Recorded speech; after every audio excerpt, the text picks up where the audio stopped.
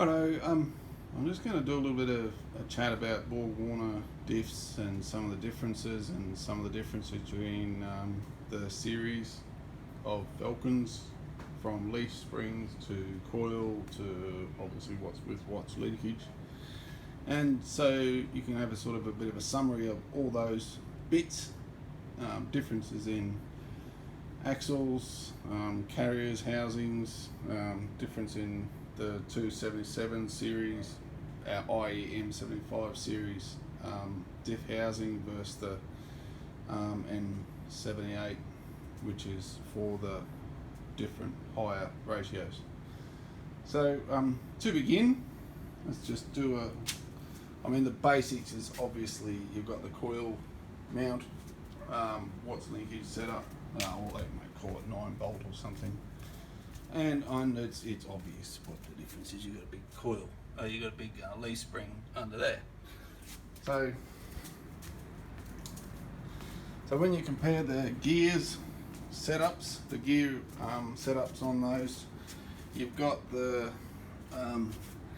277s and the 2.53s. They fit into the M75 carrier, so that's a carrier in there.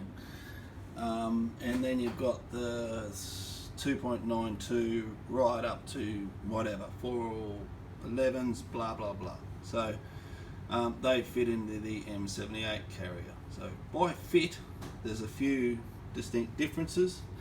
The first one, you can physically see that the 277s, which is the one on the left, versus the that's a 3:23 ratio.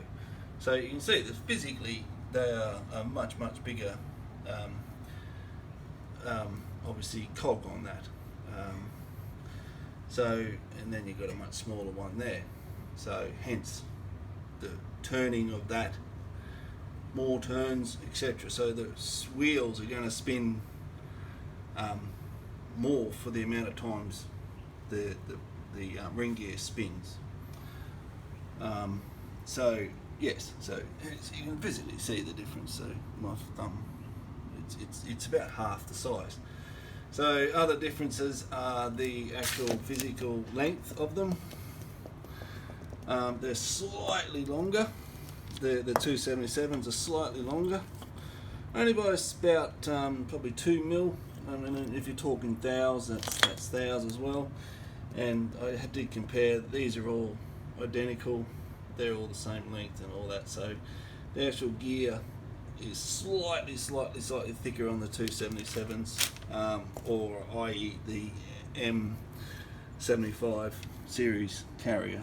So moving on from that, so then you've got the actual ring gear setup with the diff center.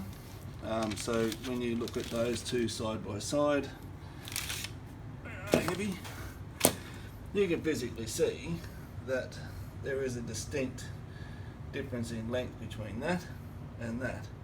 Again, it's about 4 or 5 millimeters difference between there and the bearing and there and the bearing. It's about 4 or 5 mil difference, but there is a distinct difference. So you can actually see they've got different setup as well. Then on the other side, on that side, it's the opposite. So this one's the M78 is slightly different to those. So it's slightly so the whole thing's offset. These are offset somewhat to the left to make up for the much bigger pinion. So they're much wider. You can see the width, as I was talking about before. So that's why they're offset. These are closer to the center. These are further out to the center. These are smaller, and these are larger. So they're offset. So the other thing is the actual bearing size in here is slightly different. It's not by much, but it is different. So when you actually compare it, so that doesn't go on at all, and this one here smugly goes on. Snugly goes on.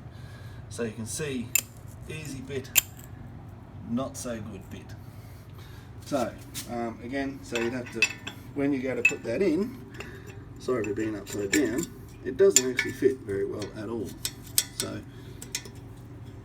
it's stuck now. I'll have to get that out later. There you go. So yeah, so they seem to be different size in there, although it's a little bit hard to tell based on that, but based on the, without getting instruments and measuring everything to the 15th of a millimetre, they appear to be slightly different bearing sizes, hence you would imagine they would be different in there. So that's the guts of it.